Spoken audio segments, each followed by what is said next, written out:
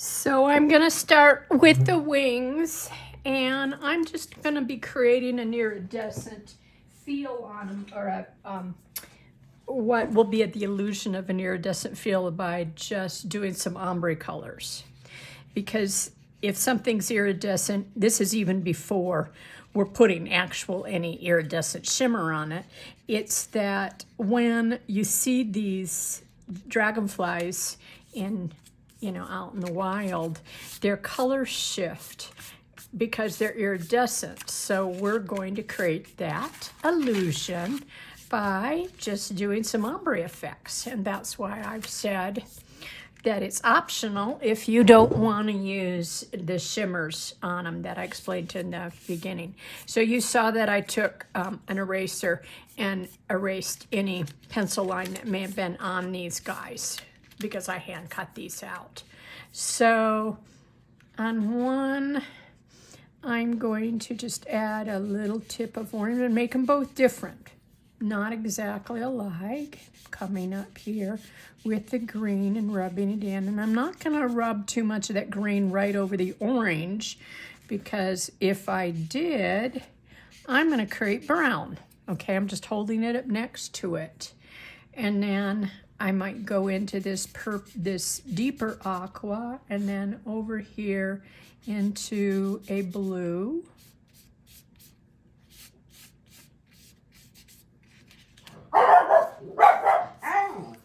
That's my dog. Quiet. The dog just got excited because there was a delivery.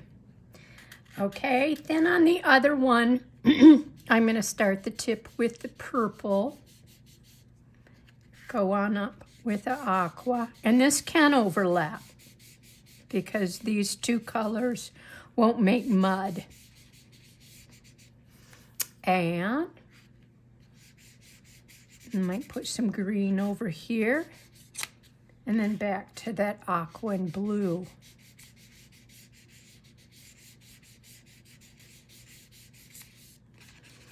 Okay, there. As I said, I wanted those to be quite different. Now we're going to do these guys, and we're going to make sure that these are alike. I'm going to keep these more in the green tones.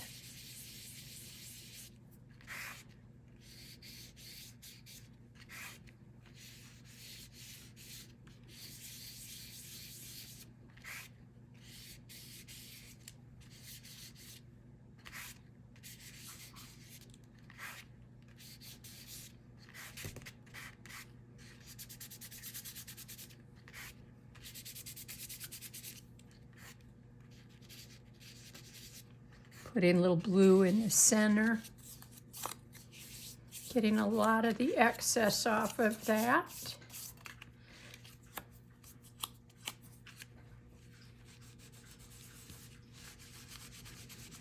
Taking a rag. Well, this isn't a rag. These are my gloves here. And just wiping off any excess because I want those really pale. Now I'm going to wash my hands and come back, and we're going to do our pencil work. So I've got a nice sharp pencil, and I'm going to start out with making these, this pattern is called a horse eye.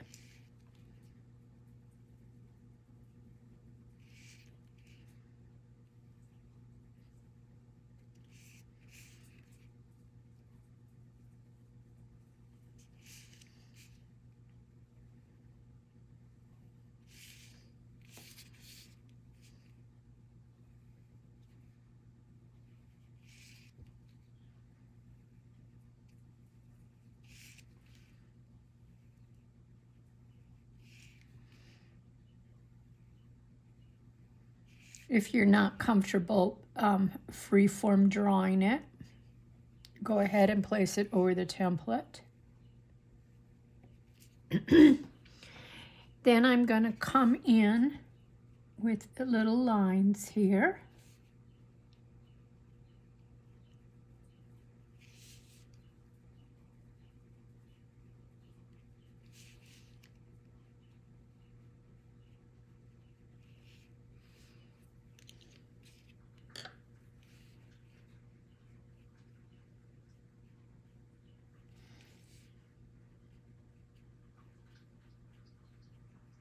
And when I punched these shapes out, I then used my hand punch, my 1/4 inch round hand punch to create these holes on the beads.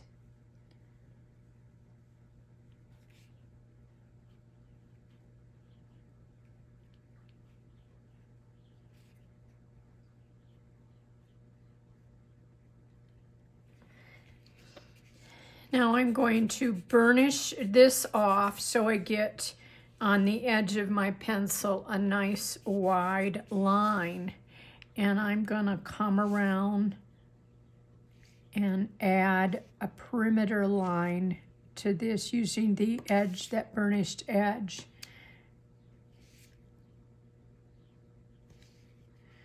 Keeping my strokes long and even. Not doing little chicken scratches, but going long and even on this.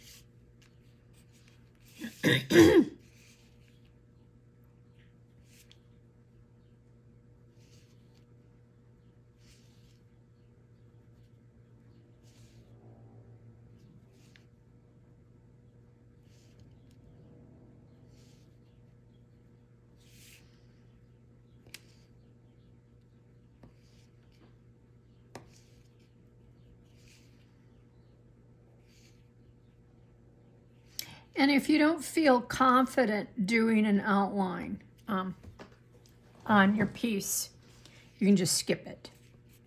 This is just an added detail.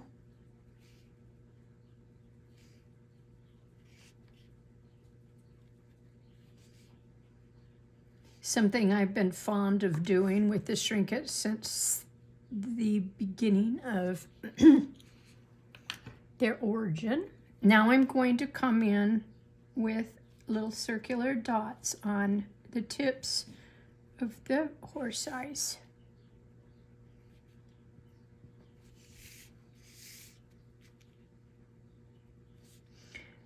The one thing that the outline does on this is it really creates a framework for the ombre.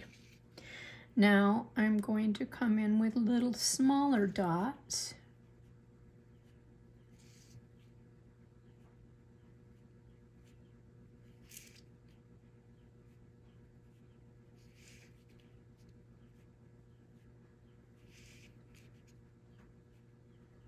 As you can see, my design isn't perfect.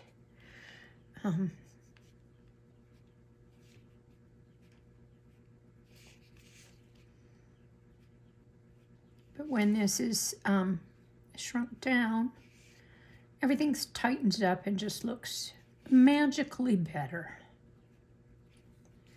Okay, we have that. The beads are done. And then I'm going to sharpen my pencil and get a nice tip on them. Sorry.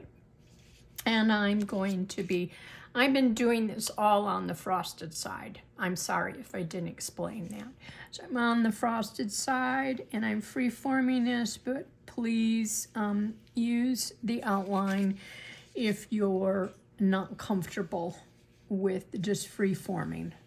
I don't expect you to be. I mean, obviously I drew the designs for the patterns, and so I'm comfortable free-forming them.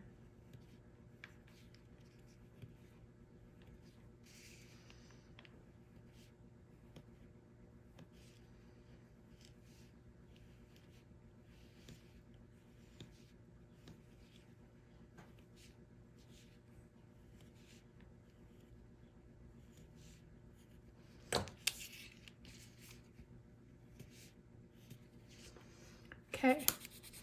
Now I'm going to just burnish this a bit and put a bit on the tip and rub it.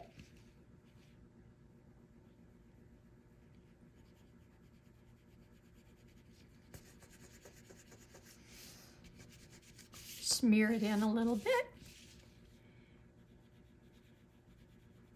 And you could do this with a black pastel or inks if you wanted to. I mean, I'm just using what I have here.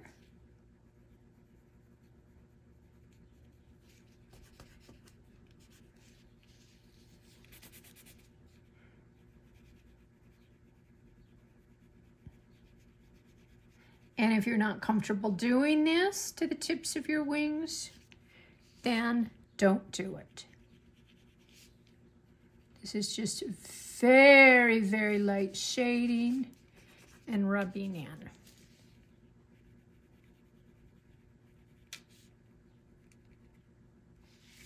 Okay, so our drawing is done. In this step, we're ready to spray our wings and flower beads. And for this one, I'm going to be using the Imagine brand Sheer Shimmer Craft Spray, the sparkle. And I usually have this on my website. And this is an alcohol-based one. And the Krylon Glitter Shimmer Opal is an oil base, so it dries quicker. This is more of my favorite than this one just because of the drying. But this one is easier for you to apply and not overspray. This one, it's easy for new time sprayers to overspray, therefore getting too much glitter on it and you can't see the design. So I'm going to give you a quick demo of how that should be done. About 14 inches away and just that much. Okay, that would be it. Now for this one, it's pretty much the same way. I shake it up and I'm just gonna mist and see how much came down. Mist again. And just maybe I'm about 12 inches away and mist again. That's my doggies. Now with the sheer shimmer spray, it really has to dry. Really allow this to dry. And that can take a bit of time. So you can speed dry it using your heat gun, but you can't get too close because you'll start shrinking. So just hold your heat gun far away and just dry it. And you can touch it to feel when it's done. And just do this until it's dry.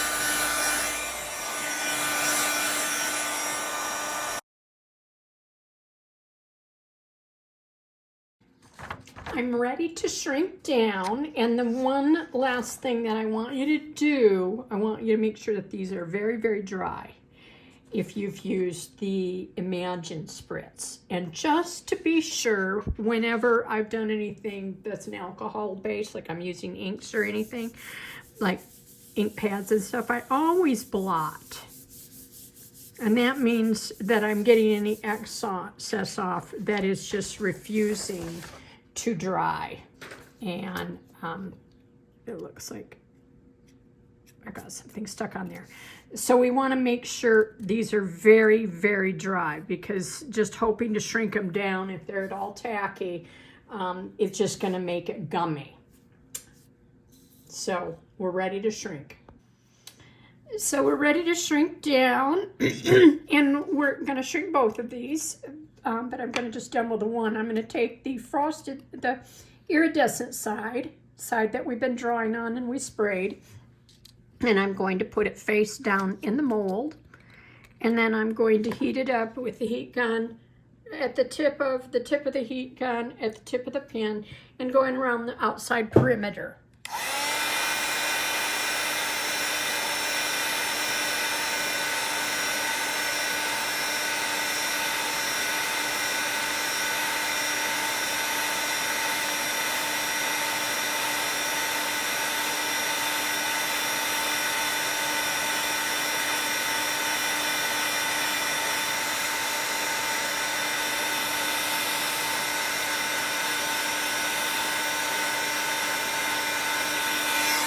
flattened out, not moving anymore by shrinking, and I'm going to put the pin down on it and hold it. 1001, 1002, 1003, 1004, 1005. And this is our little piece, and I had done one already. So we've got two little iridescent pieces. Next, we're going to do the little wings. And I'm going to put this in a bowl. Keeps the heat contained and helps them shrink evenly, and then you're not chasing them around on the table either. Doesn't matter which side they're on.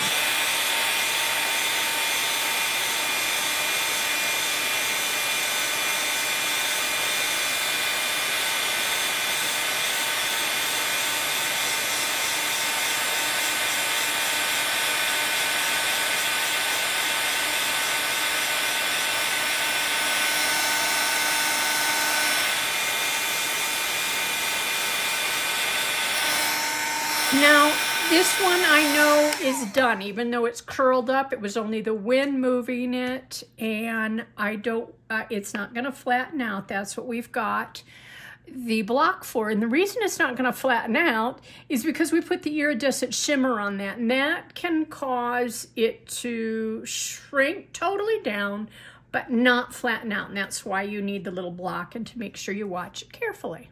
There we go. Whenever you put specialty finishes on it or a lot of pigmentation, you can find that if you're flat shrinking, it will not shrink flat when it's done shrinking, and you need to use a block. Don't just keep heating it, because you'll go on beyond the point of shrinking and melting. And so you have to watch it carefully and know at the point when it's done shrinking and it's only the wind moving it and not it shriveling, and between that and just heating and heating and heating until it's just melted. So we'll be able to see this one again. And as I said, it doesn't matter which side it's on.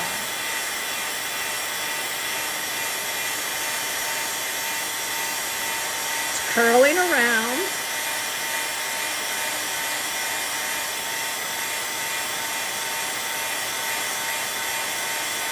You know it's still shrinking. See how it's wiggling. I know it's got to go down a little bit in size. Move it in here a little bit. There.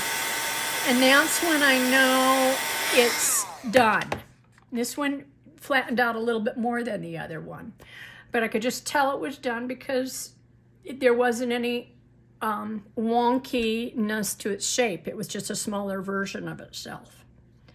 So there we go. We have both our little pieces.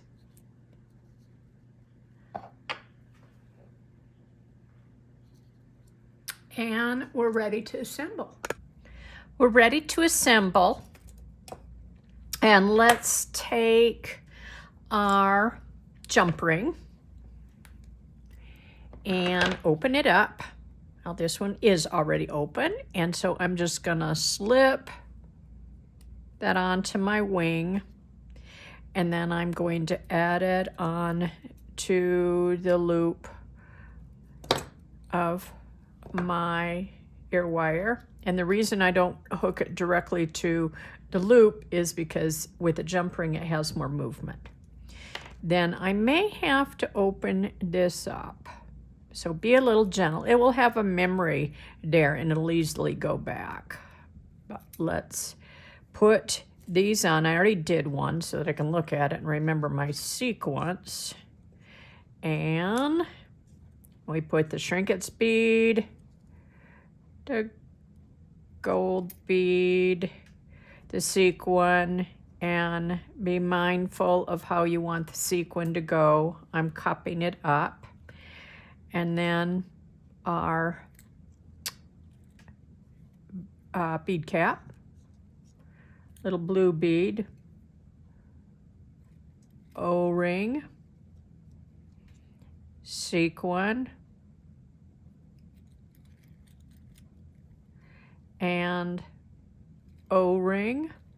And then I'll gently bring that back and see how I said it had a memory.